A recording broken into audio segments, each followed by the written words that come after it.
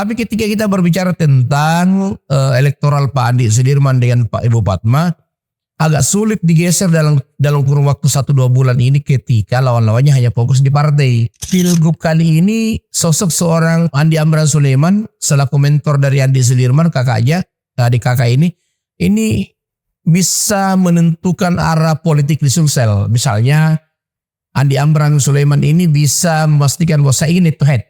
Kalau Andi Sudirman sebenarnya mau agak ringan bebannya, biarkan 3 pasang. Jangan diganggu. Artinya biarkan Pak Ilham juga dapat kendaraan, biarkan juga Pak Dadi dapat kendaraan.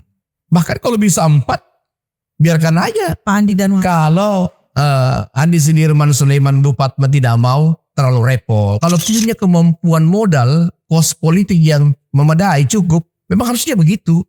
Kita harus memantau pergerakan data itu minimal 1 kali 1 bulan. Karena kita tidak bisa meremehkan kerja-kerja politik lawan. Nah, ini yang dilakukan oleh Sudirman.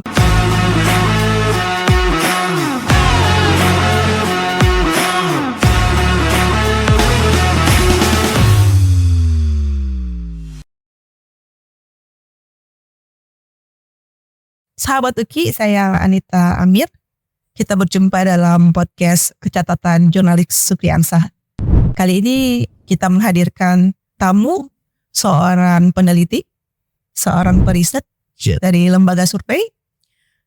Beliau direktur eksekutif dari lembaga survei Indeks Politika Indonesia. Direktur eksekutif namanya, kita sapa Pak Suwardi Idris Amir. Assalamualaikum warahmatullahi wabarakatuh. Waalaikumsalam warahmatullahi wabarakatuh Bu Anita. Alhamdulillah baik Bu Anita. Terima kasih banyak waktunya. Sama-sama Bu. Ini agak batuk sedikit. Oke. Mudah-mudahan cepat sembuh ya Bu. Iya. Ya, baik. Pak Suwardi, mungkin bisa Pak Suwardi jelaskan kepada sahabat UKI profil indeks politika Indonesia yang baru saja merilis hasil simulasi Pilkada Sulsel 2024 ya Pak ya. Bagaimana profil IPI, apa yang sudah dikerjakan dan apa selanjutnya gitu. Silakan. Terima kasih Bu Anita.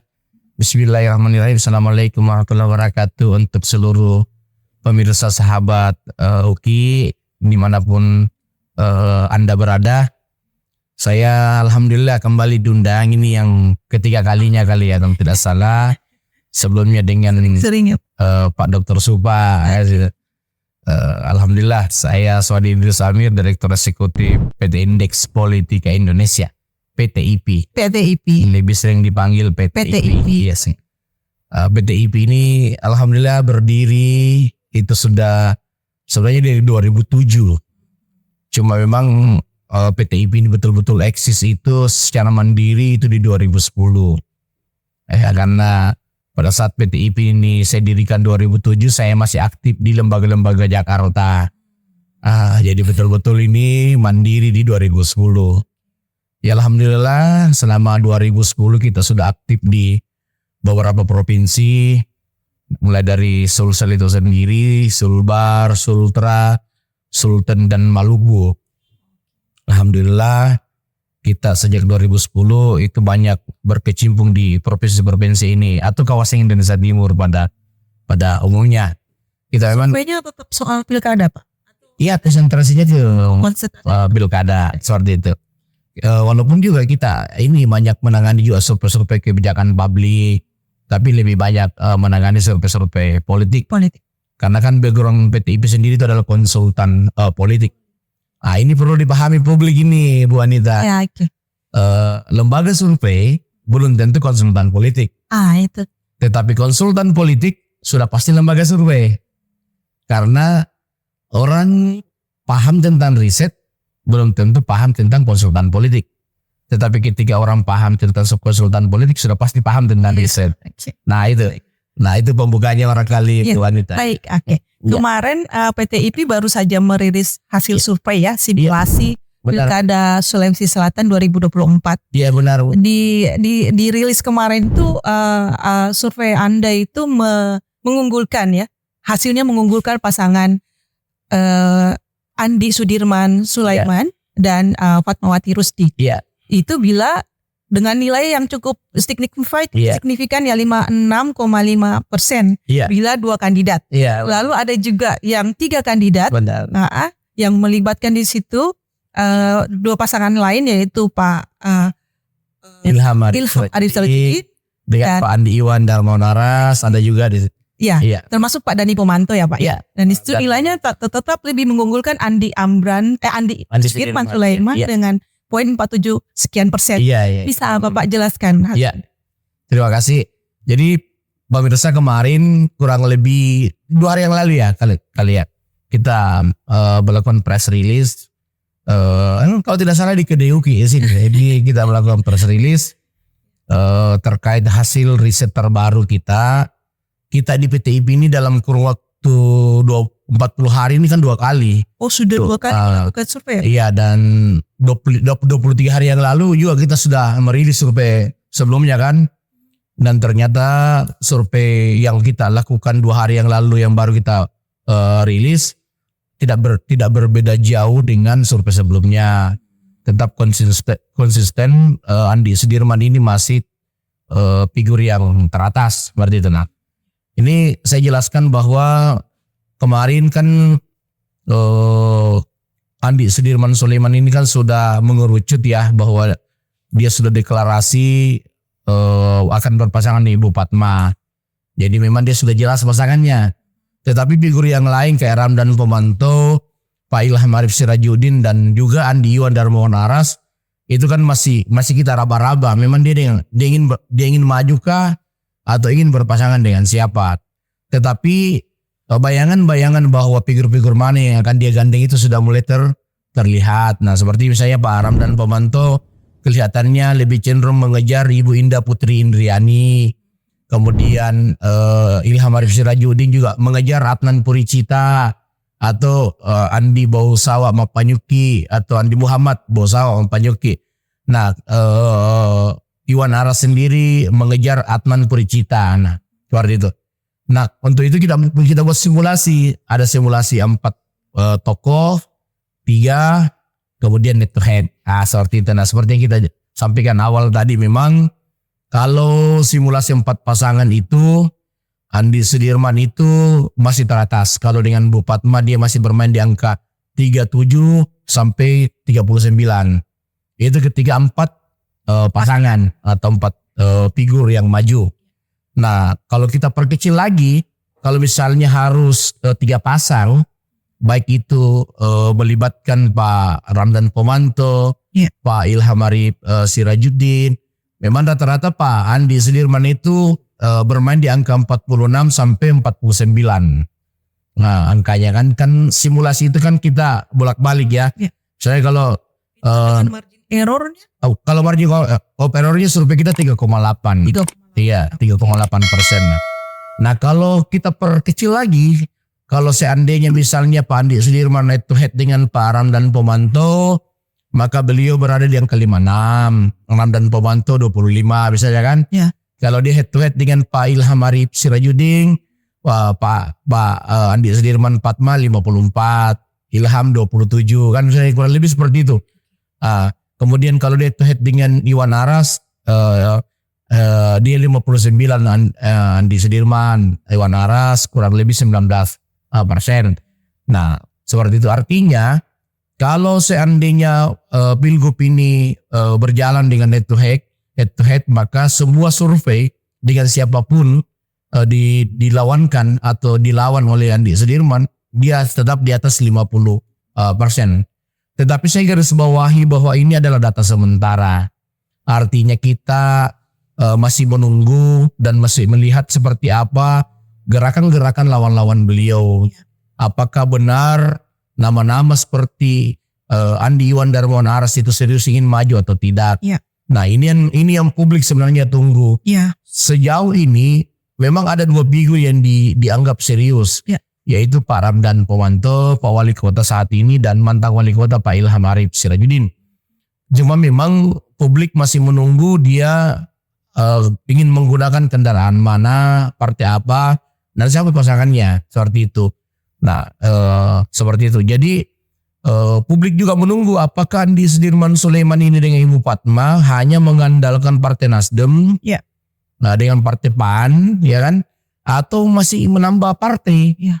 Karena kan ketika misalnya mereka menambah partai atau mengejar partai, kan bisa saja dia menentukan arah politik di Sumsel. Misalnya contoh, ketika misalnya Pak Amran Sulaiman selaku mentornya Pak Andi Sudirman, kakaknya kan memutuskan untuk mengambil banyak kendaraan, maka posisi itu besar kemungkinan terjadi. Artinya salah satu dari Pak Iyas kah, atau Pak Ramdan Pomanto kah, atau Pak Andi Iwan Darman Aras kah yang akan melawan dia. Seperti Head to itu. head gitu ya. Head to head. Kalau seandainya Pak Andi Amran Sulaiman ini memutuskan mengambil banyak partai kendaraan untuk pasangan ASS Fatma, kan seperti itu. Nah, kalau seandainya dia memutuskan hanya bertahan pada 2-3 partai, maka posisi di Pilgub ini bisa 3 pasang. Seperti itu ya. Karena kan persyaratan itu kan 20%. Nah, Nasdem ini kan tanpa berkoalisi cukup 17 kursi kan 20% ya. Berarti kalau misalnya Pak Amran misalnya ingin adiknya ini hanya ingin banyak calon ya, atau membuka ruang kepada figur yang lain, maka dia cukup mempertahankan kendaraan itu aja, Nasdem aja. Kalaupun misalnya ditambah dengan PAN, kan kemudian PAN juga merapat kan seperti itu. Maka ada peluang bagi Iyas, Ramdan Pomanto untuk maju. Tetapi kalaupun misalnya seperti itu, saya melihat posisi 4 pasang itu berat. Yang ada mungkin 3 pasang.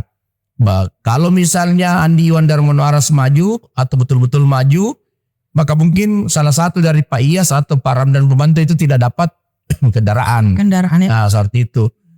Begitupun sebaliknya, kalau Andi Iwan Darmono Aras tidak maju, maka Pak Iyas dengan Pak Ramdan Pomanto kemungkinan dapat kendaraan. Meskipun terakhir Pak Andi Aras itu sudah diusung ya oleh partainya sendiri langsung ya. Iya, kan memang dari awal sudah diprediksi bahwa ketika kita berbicara Gerindra pasti partai itu kan pasti mendahulukan kadernya.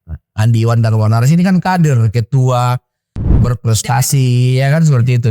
Tetapi ini kan pertanyaan publik hari ini, apa benar beliau ini yang telah diputuskan diusung partainya serius ingin maju?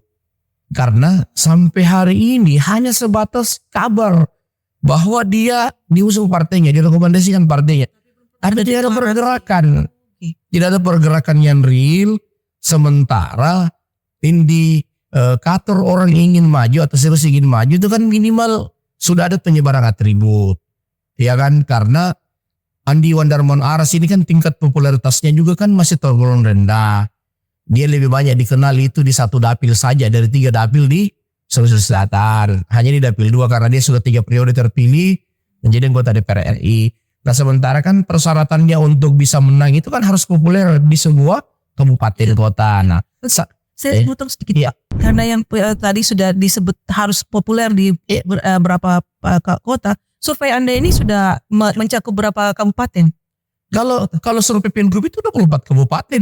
Iya benar, karena memang begitu kebutuhannya kan seperti itu.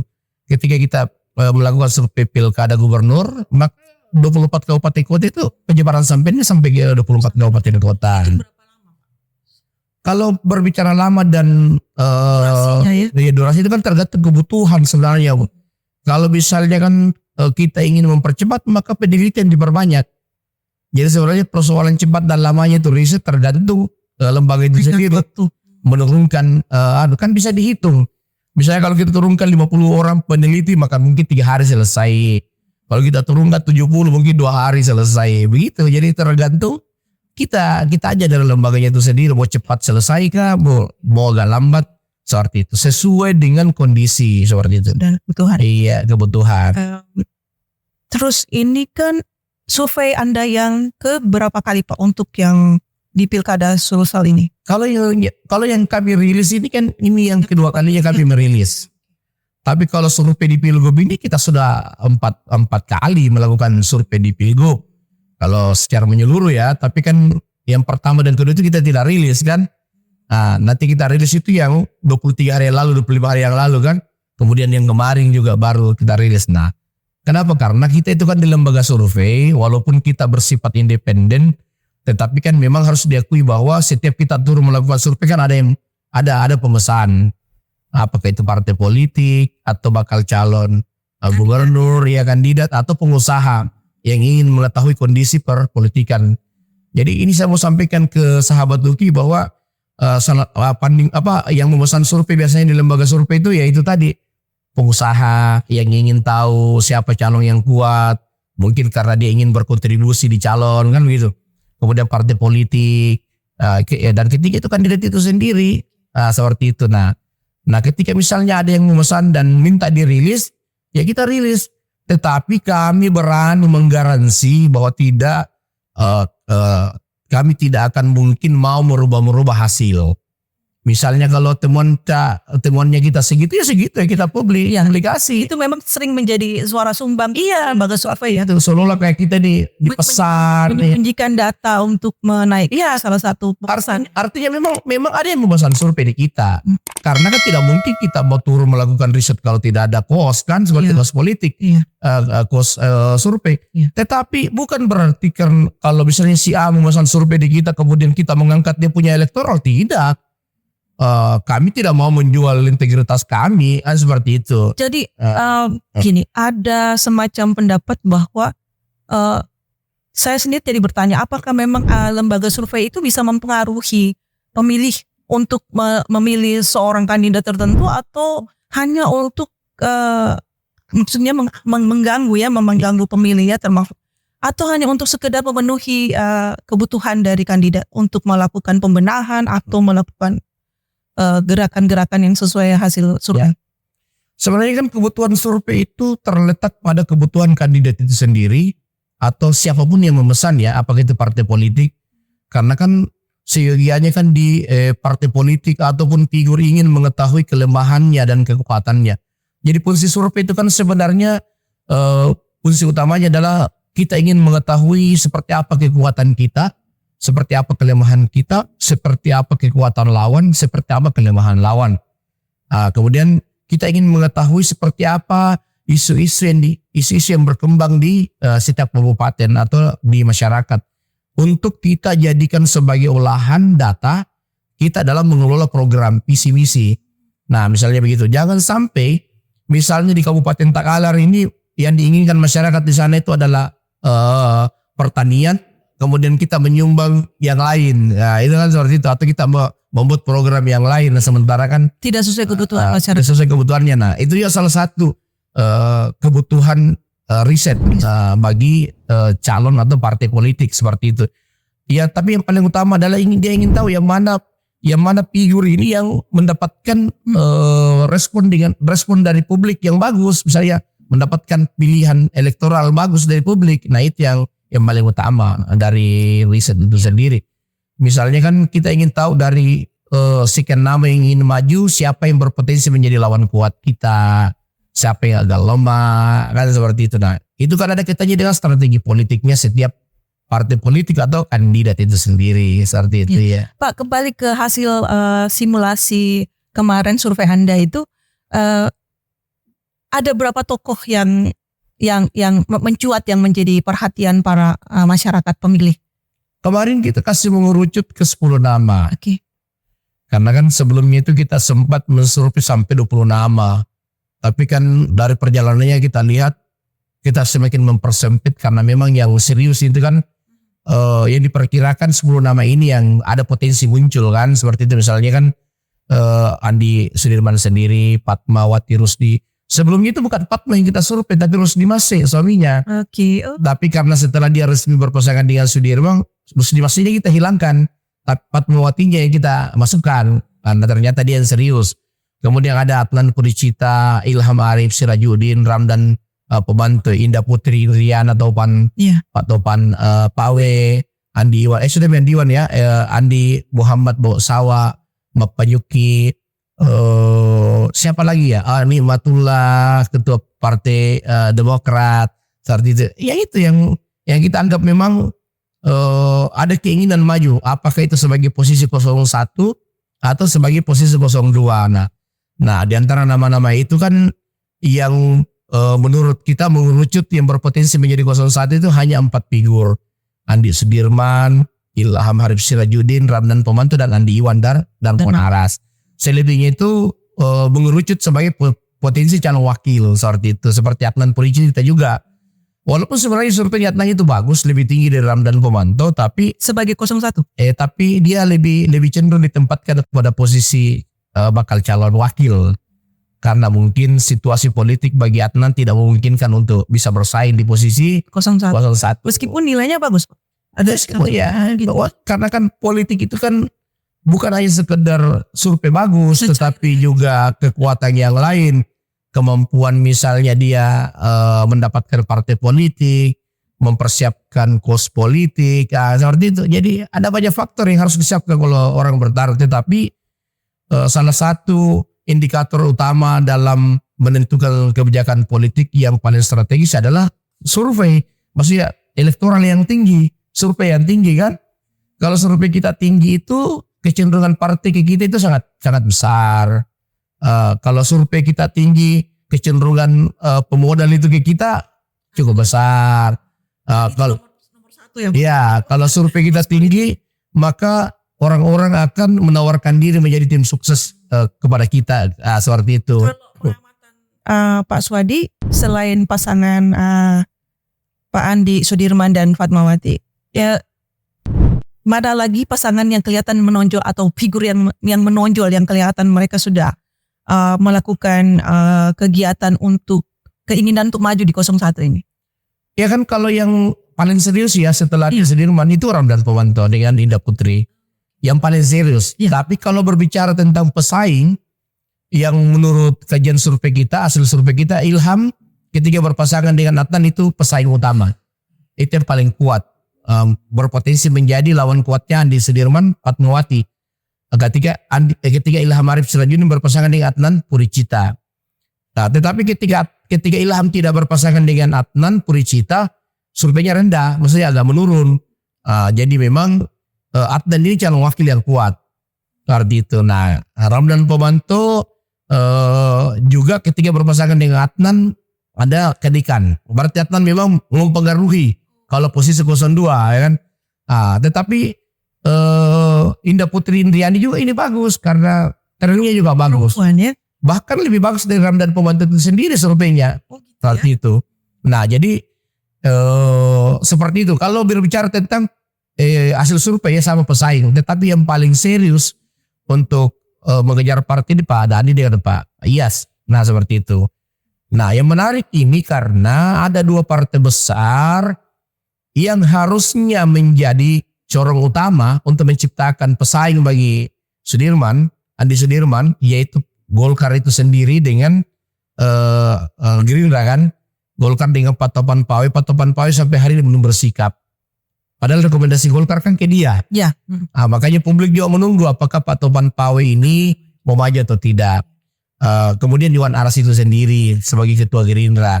Nah kalau berbicara tentang perolehan kursi suara mereka kan ini yang bisa menciptakan ini pasangan. Nasdem kan sudah ada pasangannya ya kan. Nah harusnya Gerindra juga ini kalau misalnya Iwan Aras betul-betul jadi maju dengan Adnan, kan juga dia tidak cukup, maka dia harus mendapatkan lagi harus menghadirkan lagi satu koalisi seperti itu. Begitupun Golkar. Nah ketika misalnya kedua partai ini menghadirkan masing-masing, maka 3 pasang, hampir pasti 3 pasang. Karena yang lain itu kan masih tergolong partai-partai menengah ke bawah, artinya tidak cukup untuk menciptakan pasangan keempat. Seperti itu. Bisa membuat koalisi. Iya, seperti itu. Terus Pak, ini saya juga tertarik. Bagaimana karakter pemilih ini? Kelihatannya pasangan Andi Sudirman ini cenderung pemilih pemula, pemilih penengah atau orang tua? Ya. Apa kemudian yang menarik dari sehingga mereka menjadi nilainya jadi menilai tinggi begitu? Jadi begini, Andi Sudirman ini kan petahana. 2,5 tahun dia menjabat gubernur. Sebelumnya kan 2,5 tahun menjadi wakil ya. Artinya sedikit banyaknya dia telah melakukan kerja-kerja politik, kerja-kerja sosial. Artinya sudah ada sesuatu yang bisa dinilai. Terlepas itu belum terlalu signifikan, tetapi sudah ada yang pernah dinilai. Fatmawati Rusdi juga wakil wali kota yang maju ke DPR RI. Dia juga Hanya kemarin luar biasa sih. Iya. Artinya ada sesuatu juga yang bisa dinilai dari sosok seorang Fatmawati. Selain itu dia figur perempuan dan dia istri ketua partai yang besar di Sulawesi Selatan, pemenang pemilu kan saat itu. Nah, saya pikir ketokohan keduanya ini salah satu menjadi indikator. Dan ketika berbicara kita berbicara tentang seperti apa karakter pemilihnya, ya saya lihat pemilih milenial itu cukup besar ke dia. Karena kan populasi pemilih milenial ini cukup tinggi. Kalau tidak salah 1,4 juta atau 30% sampai 36% ini pemilih milenial. Itu saya lihat lebih besar ke pasangan ini ya. Sudirman. Kemudian kelompok petani. Karena kan memang pengaruh dari Pak Andi Amran Sulaiman selaku Menteri Pertanian itu sangat mempengaruhi kaum petani kan di Sulawesi Selatan karena bantuan-bantuannya, dan otomatis ketika dia mendapatkan bantuan-bantuan dari Kementerian Pertanian yang diingat itu pasti di Sudirman karena kakaknya kan mereka bersaudara seperti itu. Jadi ketiga Sudirman ini kan memang sosoknya dianggap agamalis dan agak religius kan, membuat juga ada juga kelompok-kelompok itu yang ngefans sama dia kan. Dia dianggap tokoh yang bersih. Nah ini temuan survei ya. Ini temuan survei. Walaupun juga resistensinya juga cukup tinggi. Tapi kan resistensi itu sampai hari ini belum terlalu nampak signifikan mengganggu dia. Karena mungkin belum masuk pada pertarungan yang sesungguhnya. Tetapi ketika mungkin sudah masuk pada pertarungan yang sesungguhnya, ya tentu dia juga sebagai manusia biasa banyak kekurangannya. Tetapi tergantung seperti apa dia dan timnya beliau menutupi itu, karena kan strategi yang menentukan apakah kita bisa menutupi celah-celah yang kita miliki dan memperkuat potensi-potensi yang kita miliki, itu sangat tergantung strategi. Seperti itu dari kandidat itu sendiri. Pak, ini kan data sementara ya? Iya. Anda mungkin masih akan melakukan survei lagi kembali? Oh iya. Kan tidak lama lagi kita pemilihan ya, tanggal 22 ya Pak? 27. Iya, 27. Iya. Kita mungkin masih akan turun sampai 45 kali sampai hari H. Masih apalagi kalau dilihat durasi turunnya kita kan jaraknya itu hanya 20 hari. 20 hari setelah selesai riset kita turun lagi. Seperti itu artinya besar kemungkinan seperti itu juga ke depan, 1 bulan ke depan lagi turun lagi.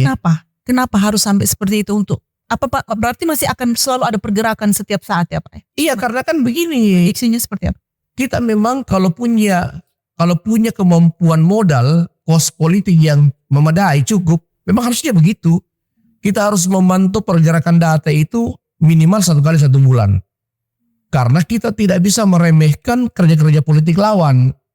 Nah ini yang dilakukan oleh Sudirman. Sudirman ini dengan Asmulin kan seperti itu. Dia mengontrol betul pergerakan lawannya. Dan menurut saya itu bagian dari upaya kerja-kerja politik yang efektif. Bahkan ke depan mungkin bisa saja per 15 hari itu dia diturunkan lagi survei. Jadi dia akan membuat jeda waktu hanya 15 hari turun lagi. Nah kebiasaan Pak Amran itu seperti itu. Kebiasaan dia karena dia sadar betul bahwa lawan itu tidak boleh diremehkan, dan cara mengontrol kerja-kerja lawan itu ya survei. Dan itu bisa bergerak, data ini bisa bergerak ya setiap saat Pak ya. Bisa tergantung situasi. Ya kemungkinan itu berubah. Misalnya ini kan tadi prediksi soal Andi. Kalau Andi Sudirman mungkin sudah fix ya dengan Pak Fatmawati. Lalu yang kedua ini yang lain Pak Ilham dan Pak Andi Aras, kemudian Pak Dani, itu apakah mereka kemungkinan masih akan berubah pasangan ini atau mereka sudah? Iya, karena kan mereka masih saling menjajaki, Bu Anita. Iya. Apakah memang dengan figur ini dia sudah tepat, penerimaan publik sudah tepat. Makanya kan survei juga menjadi variabelnya dia dalam mengukur potensi figur pasangannya kan seperti itu. Tetapi ketika kita berbicara tentang elektoral Pak Andi Sudirman dengan Pak Ibu Fatma, agak sulit digeser dalam kurun waktu 1-2 bulan ini ketika lawan-lawannya hanya fokus di partai, tapi tidak melakukan kerja-kerja politik. Apa keunggulan dari Andi Sudirman dengan Bu Fatma? Sekarang dia tidak ada beban. Dia sudah ada partai, sudah resmi pasangan, dia sudah bekerja. Sementara lawan-lawannya itu masih harus konsentrasi mencari partai pendukung, pengusung seperti itu. Nah, jadi itu kelebihan. Saya pikir Sudirman ini istilahnya kita bergerak satu langkah lebih cepat, lebih maju seperti itu.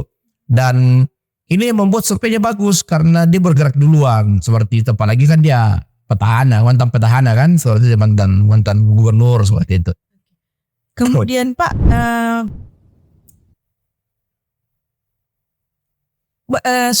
apakah dalam survei Anda ada semacam swing voter yang ditemukan? Oh iya, ada karena iya harus, karena memang survei itu kan harus diukur juga seperti apa kekuatan survei itu sendiri. Saat ini bagaimana hasil survei Anda kemarin? Ya, kalau kita berbicara secara menyeluruh, yang masyarakat yang sudah menentukan sikap itu baru 40%.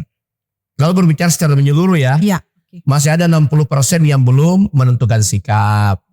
Nah, seperti itu karena memang masih jauh kan. Jadi ketika tinggal 2 bulan lagi ya?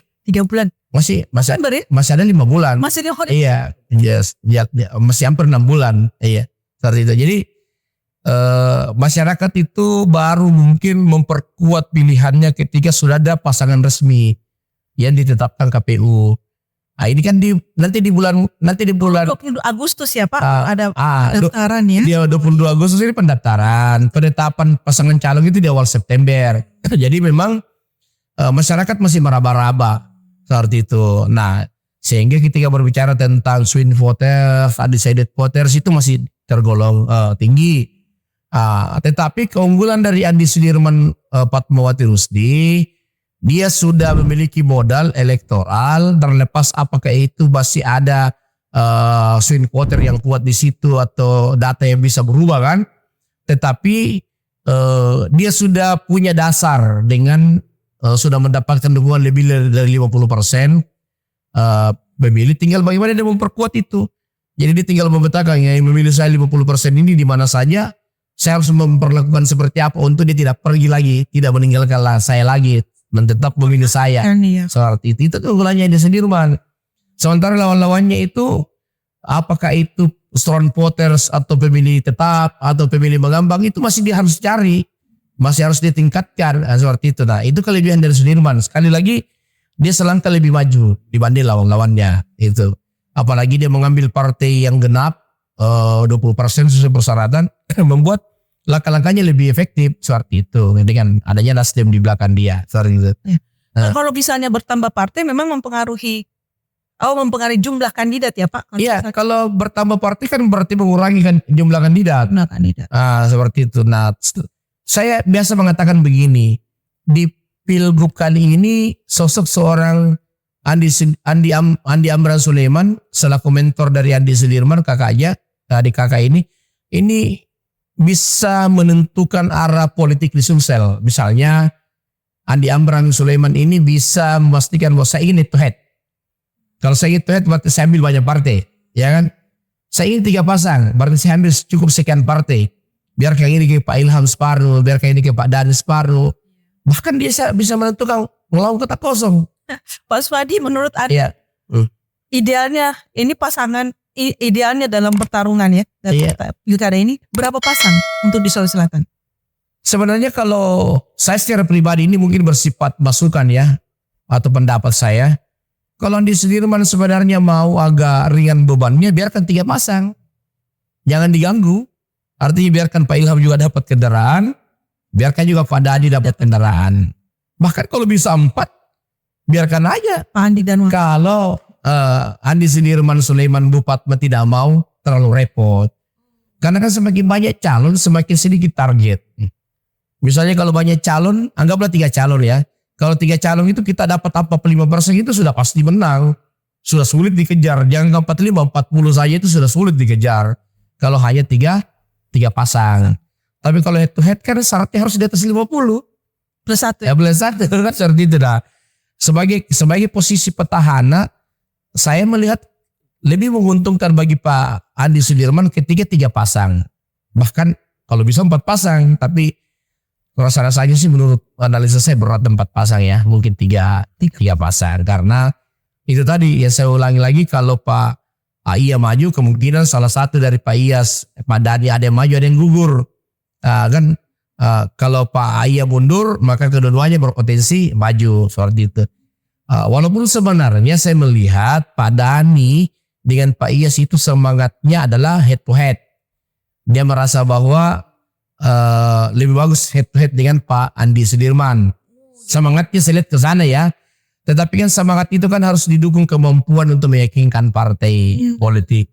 Kalau misalnya beliau tidak mampu meyakinkan partai politik, ya minimal paling syukur-syukurnya dia dapat kendaraan politik dan menjadi pasangan calon dan tidak peduli mau head to head atau tiga pasang. Alasannya mereka untuk head to head kenapa? Apa karena merasa figurnya mereka terkenal, populer atau? Jadi cenderung kan memang begitu Bu Adita, itu di pilkada itu kalau kita melawan petahana, incumbent namanya kan, itu lebih bagus head to head. Seperti itu karena incumbent itu kan pemilihnya dia itu bisa hitam putih. Ada yang betul-betul suka dengan kinerjanya akan bertahan mati-matian. Ya tidak puas itu akan pergi dan tidak permisi. Seperti itu nah ya. Maka ketika misalnya to head itu kan pilihannya kan hanya 2, bertahan atau ke sebelah. Nah ya kan, seperti itu. Tapi kalau 3 pasang kan ada pilihan. Kalau tidak suka di Sudirman kan masih bingung lagi. Saya ke Dhani kah atau ke Iyas kah, seperti itu. Nah kondisi ini bisa menguntungkan Pak Sudirman karena petahana itu kan sudah punya kayak modal politik ya, saya sudah jelaskan tadi. Sudah punya modal-modal sosial. Nah sehingga tinggal itu yang diperkuat saja modal politik, modal sosial itu untuk bisa merebut suara sesuai kebutuhan kalau 3 pasang. Tapi kalau head to head, ya suka atau tidak suka, Andi Sudirman harus leading di atas 50%. Seperti itu. Tapi dengan persiapan dia, saya melihatkan dia dengan kandidat dengan kesiapan yang paling siap menurut saya. Seperti itu. Bukan Andi Sudirman ya, tapi di belakang Andi Sudirman ya, seperti itu yang pendukungnya saya. Sehingga dia dan prasyarat. Seperti itu kan yang dibutuhkan ini kan jaringan dan daya dorong. Kalau jaringan dan daya dorong itu kuat, saya pikir kita bisa banyak melakukan kerja-kerja politik yang efektif seperti itu. Pak Suwandi, kalau amatan Anda 3 kandidat ini, 3 pasangan calon misalnya itu apakah lebih baik untuk demokrasi atau memang hanya 2 pasangan? Sebenarnya untuk demokrasi. Sebenarnya kalau kita ingin menghidupkan suasana perhelatan demokrasi, idealnya 3 pasang. Idealnya karena kalau 3 pasang itu kita bisa mengurangi riak-riak. Kita ambil contoh kan waktu di Pilpres Jokowi dengan Prabowo kan, karena 2 periode 2 kali head to head kan kita lihat kan riaknya kan sangat tinggi. Pecah Pak ya. Maka saya juga berharap di Pilgub ini mudah-mudahan 3 pasang. Dan saya menangkap Pak Andi Ambrang juga keinginannya 3 pasang kelihatannya karena sampai hari ini kan dia tidak melakukan pergerakan untuk mengambil banyak partai. Dan yang kedua saya lihat juga partai politik juga sementara menjajaki itu ingin memunculkan tiga pasang dan mudah-mudahan itu yang terjadi Bu Anita sehingga kita juga banyak pilihan, masyarakat juga banyak pilihan kan, dia bisa memilih kalau tidak suka si A kan bisa ke B, kalau tidak suka si B bisa ke C kan begitu. Nah supaya suasana demokrasi itu lebih hidup. Iya seperti itu. Baik Pak, terima kasih banyak Pak Suwandi. Sama-sama Bu Anita, sama-sama. Iya. Mudah-mudahan kita bisa bertemu kembali. Siap. Demikian sahabat UKI, perbincangan kita dengan Direktur Eksekutif PT IP Bapak Suwandi Idris Amir. Sampai bertemu lagi di podcast berikutnya. Assalamualaikum warahmatullahi wabarakatuh.